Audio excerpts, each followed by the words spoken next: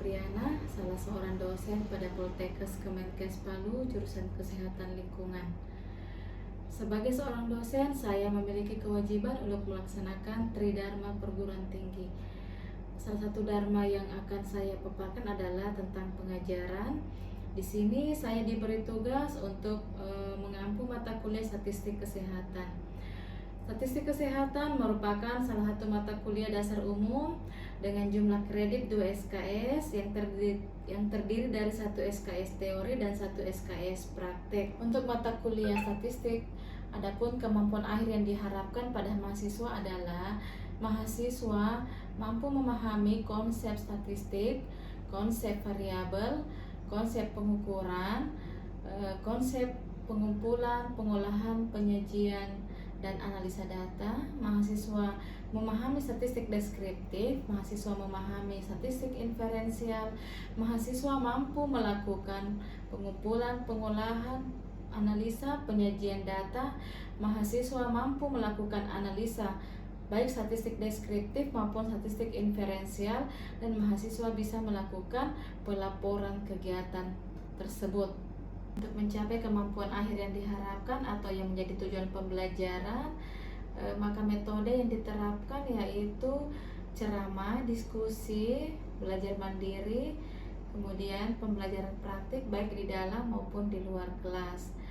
Untuk penilaian, meliputi penilaian tugas teori, UTS, dan UAS untuk 1 SKS teori. Sementara untuk praktek, penilaiannya meliputi tugas praktek dan ujian praktek.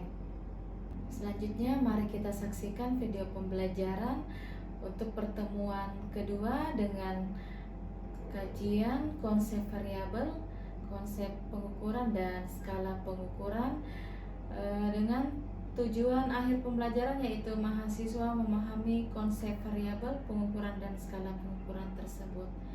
Semoga bermanfaat.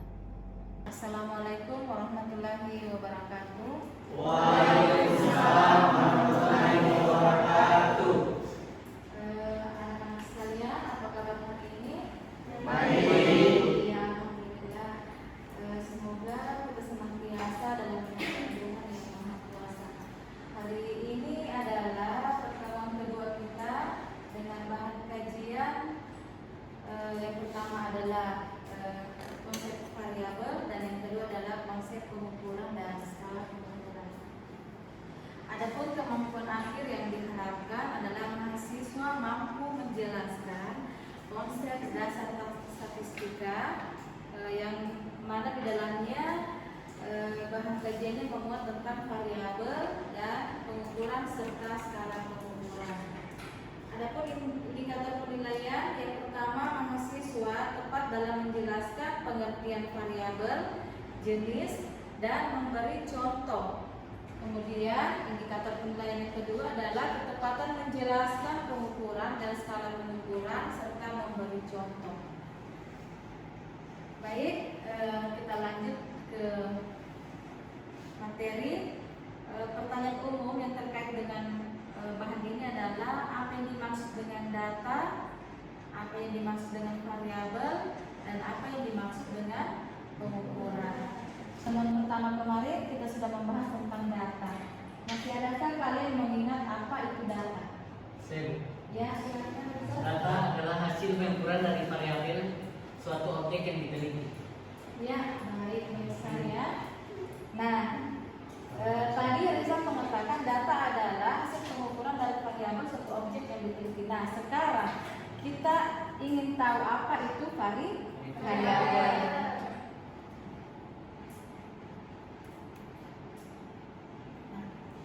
Variabel adalah karakteristik yang dapat diamati atau dapat diukur dari suatu objek yang nilainya bisa berbeda-beda dari satu objek ke objek yang lainnya. Nah, ingat, variabel adalah karakter yang dapat diamati atau dapat diukur, dan hasil pengukuran itu berbeda-beda dari satu objek ke objek yang lainnya. Kalau dikatakan berbeda-beda itu artinya bervariasi. Baik. Nah, sekarang kita lihat apa itu pengukuran. Pengukuran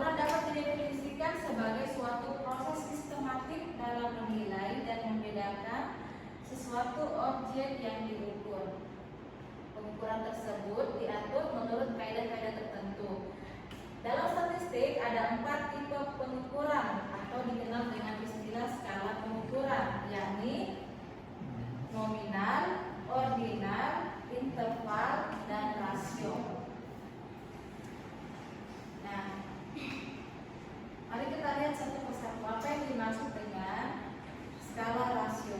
Skala rasio mempunyai titik nol absolut sehingga bisa dilakukan perbandingan rasio. Yang kedua, jarak antara nilai diketahui. Yang ketiga, setiap kategori mempunyai urutan nilai. Contohnya adalah gaji, skor ujian, dan jumlah buku. Yang kedua, skala interval tidak mempunyai titik nol sehingga tidak dapat dilakukan perbandingan rasio. Jarak antara nilai diketahui. Setiap kategori mempunyai urutan nilai, bisa dilakukan operasi matematika. Contohnya adalah temperatur dan kalender. Ingat ya, interval artinya jarak. Jadi data yang berskala interval itu memiliki jarak, tidak mempunyai titik nol mutlak. Nah, sekarang skala ordinal itu tidak mempunyai titik nol. Jarak antara kategori tidak diketahui. Setiap kategori mempunyai urutan nilai. Kemudian posisi data tidak setara dan tidak bisa dilakukan operasi matematika. Contohnya adalah kepuasan kerja dan motivasi. Yang terakhir adalah skala nominal. Itu tidak mempunyai titik nol. Jarak antara kategori tidak diketahui. Setiap kategori mempunyai urutan nilai dan posisi data setara. Contohnya adalah jenis kelamin dan jenis pekerja. Jadi dari keempat skala data itu yang paling tinggi tingkatannya adalah rasio. Ya, baik, kita lanjut. Ini adalah diagram hubungan data berdasarkan jenis dan skala ukurnya. Ini seperti kita lihat bahwa data terbagi atas dua, seperti yang minggu lalu kita telah pelajari bahwa data ada data kuantitatif dan data kualitatif. Nah, untuk skala data yang kuantitatif itu nanti skalanya adalah skala rasio dan skala interval. Kemudian data kualitatif skalanya adalah skala ordinal dan skala nominal. Nah, sampai di sini tadi kalian bisa paham penjelasan Ibu? Ada yang bisa ditanyakan? Ada yang mau ditanyakan? Silahkan. Saya Ibu. Ya, silahkan Dinda. Baik, terima kasih. Pertanyaan saya adalah, jika ada penelitian yang berjudul tentang gambaran penggunaan APD dan sistosomiasis, apakah benar variabel dalam penelitian ini yaitu penggunaan APD dan sistosomiasis? Ya, benar Dinda ya. Tadi kita lihat definisi variabel adalah karakteristik yang dapat diamati dan dapat diukur. Nah, penggunaan APD dalam penelitian itu adalah karakteristik yang kalian akan amati atau nanti kalau penggunaan APD diamati atau diukur? Diamati. Jadi kita bisa melihat bahwa seorang itu menggunakan atau tidak menggunakan APD. Nah, kita kaitkan dengan skala ukurnya. Maka kalau dikatakan menggunakan dan tidak menggunakan, berarti itu datanya berskala apa tadi? Nominal. Good ya, bisa ya. Terima kasih. Oke, metode pembelajaran kita yang pertama adalah untuk pertemuan kedua adalah ceramah, yang kedua adalah tugas terstruktur. Nah, di sini Ibu akan memberikan tugas untuk kalian kerjakan dan sebagai bahan latihan untuk materi pertemuan ini. Nah, ini ada latihan. Ada satu penelitian yang berjudul hubungan kebiasaan sarapan pagi dengan IPK mahasiswa semester 3 tahun 2020. Nah, yang harus kalian kerjakan yang pertama, berapakah variabel yang akan diteliti pada judul penelitian tersebut? Ada berapa variabel pada judul penelitian itu? Yang kedua, sebutkan variabel apa saja. Yang ketiga, setelah menentukan variabelnya, tentukan jenis data berdasarkan skala pengukurannya.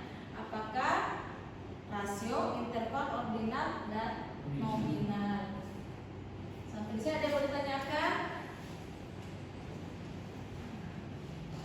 Jika tidak ada,